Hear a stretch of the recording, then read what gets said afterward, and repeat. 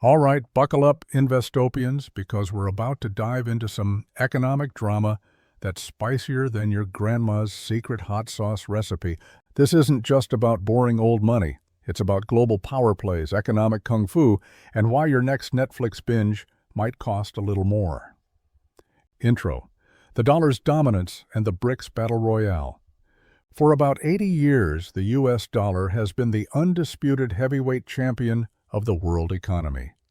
Think of it as the LeBron James of currencies. Everyone wants to play with it, it's super influential, and it basically calls all the shots.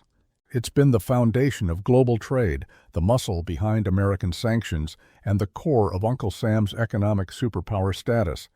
But guess what? In 2025, that power is facing a challenge so big it's like Godzilla just showed up to a tea party. And the challenger? A group of nations you might have heard of, the BRICS. President Trump, yes, that guy, has just thrown down the gauntlet, threatening a whopping 100% tariffs on some of the world's fastest-growing economies. Why? Because he says they're waging war on the US dollar. He's basically yelling, "Nobody attacks my dollar and gets away with it." And who are these attackers? They're not some small-time squad. We're talking Brazil, Russia, India, China, and South Africa, the original BRICS crew, plus a whole bunch of new members. This economic supergroup now represents roughly 56% of the world's population and close to half of global GDP. To put that in perspective, that's more people than can fit on planet Earth. Twice. Okay, maybe a slight exaggeration, but you get the idea. Two of these heavy hitters, India and Brazil, are getting hit with tariffs as high as 50% on their exports to the US. We're talking billions and billions of dollars annually. And what's their response? Are they crying in their chai lattes and caipirinhas? They want to match US tariffs, reroute their trade to other markets, and basically tell the dollar to take a hike. The BRICS plan, Operation Ditch the Dollar. The BRICS nations are accelerating a multi-year effort to lower their reliance on the dollar. How are they doing this? 1. Trading in local currencies. Imagine you're buying a new gadget. Instead of converting your money to dollars first, you just pay directly in your local currency. Easy peasy. This means less demand for the dollar. 2. Building new payment systems. Remember how SWIFT is basically the global bank transfer superhighway? Well, BRICS is looking to build their own private roads, bypassing the dollar-dominated system. 3. Talking about a shared currency, this is the big kahuna. A unified BRICS currency for cross-border commerce. It's like creating their own economic Avengers team, complete with a shared power source. Brazil's President Lula basically said, "We don't need to be subordinate to the dollar anymore." If they succeed, the dollar's share of global dominance, which has already slipped from over 70% 2 decades ago to about 58% today, could plummet faster than a squirrel on a greased flagpole. And what does this mean for you, my financially savvy friends? Potentially higher borrowing costs for us consumers, weaker sanction power for the US, making it harder to tell other countries what to do, and a whole restructuring of the global economy. Basically, get ready for a roller coaster ride. Who are these BRICS folks anyway? Come for the finance, stay for the BRICS. So BRICS is made up of some of the world's biggest emerging economies. What the heck does that even mean? Well, picture a country like a teenager. It's not a kid anymore, developing, but it's not quite a full-blown adult, fully developed, like the US, Japan, or Germany. They've moved beyond being just about farming or raw materials. They're evolving, diversifying, and growing a middle class that suddenly got money to spend on things besides, just surviving. Let's do a quick BRICS speed run. Brazil, moving from just commodities, like yummy coffee and iron ore, to more industry and services. Russia, super rich in resources, hello oil and gas, but trying to diversify beyond just digging stuff out of the ground. India, shifting from agriculture to a tech and manufacturing powerhouse. Think Silicon Valley, but with way spicier food. China, transformed from a closed system into the world's second biggest economy. It's basically the factory of the world, churning out everything from your phone to your grandma's garden gnome. South Africa, industrialized compared to the rest of Africa, but still battling inequality and unemployment. They're like the wise elder sibling of the African continent. The point is, these countries have grown like crazy. In 2009, BRICS was just 5 countries. By 2024, they added 4 more. And in 2025, bam, Indonesia joined, and 9 more countries are knocking on the door. That's more than the G7 group: Canada, France, Germany, Italy, Japan, UK, US. BRICS now accounts for about half of global GDP, so for the first time in forever, the BRICS are now economically bigger than the G7. The plot thickens why 2025 is different. The BRICS have been whispering about an alternative to the dollar for ages, like kids secretly planning a prank. But 2025? This is the year they're not just whispering, they're shouting.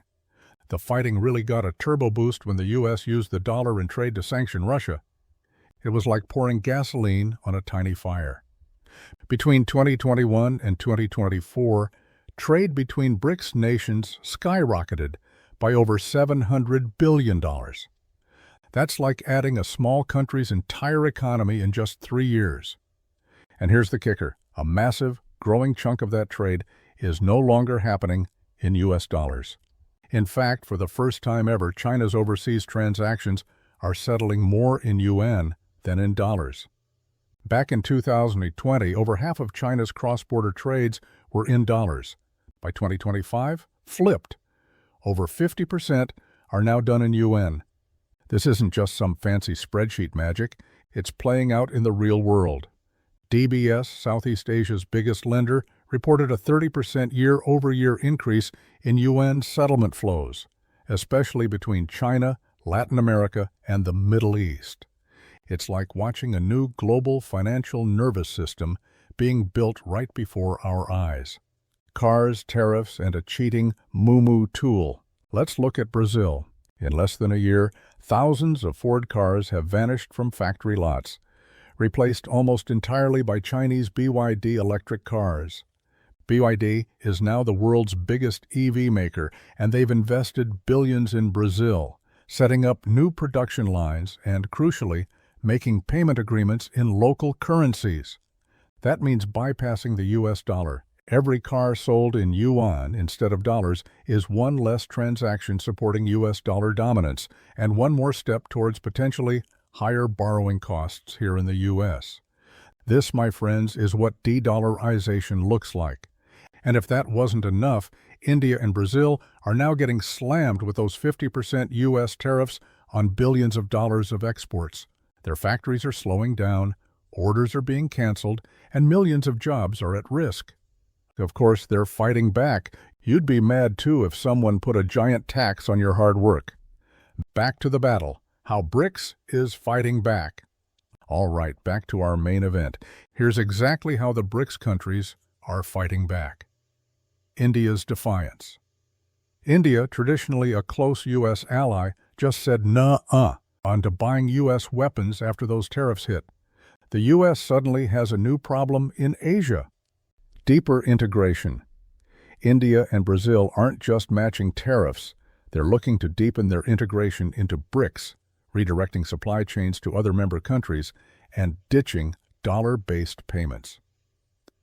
Brazil's President Lula basically declared, "I don't need to remain subordinate to the dollar." New payment networks. Talks are buzzing about payment networks that bypass SWIFT, the current global bank messaging system. Oil in yuan.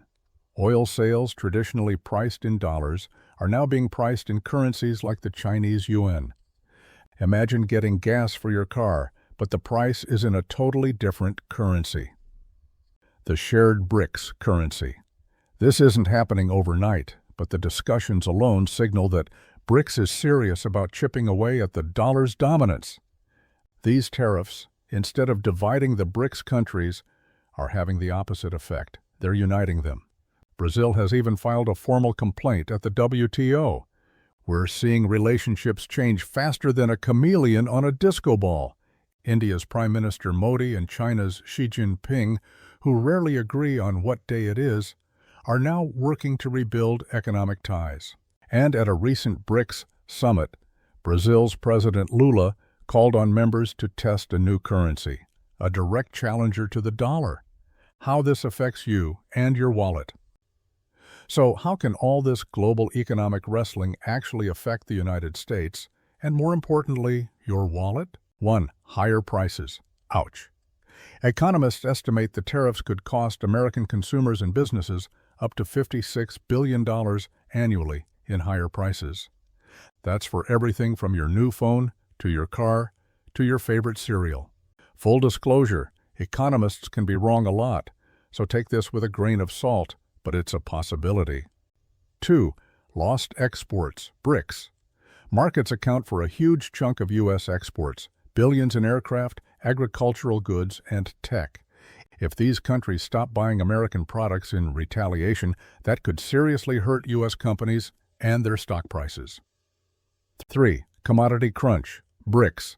Nations control super important commodities, rare earth metals, electronics, oil, and agricultural staples. Any export restrictions could ripple straight into U.S. manufacturing, energy, defense, and everything else.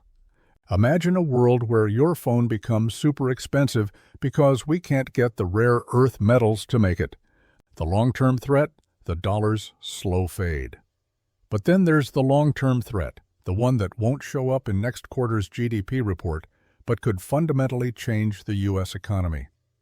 If BRICS expands by trading in yuan, rupees, rubles, or a future shared currency, global demand for U.S. dollars will drop. Less demand for dollars means fewer buyers for U.S. Treasury bonds. Foreign ownership of U.S. debt is already declining.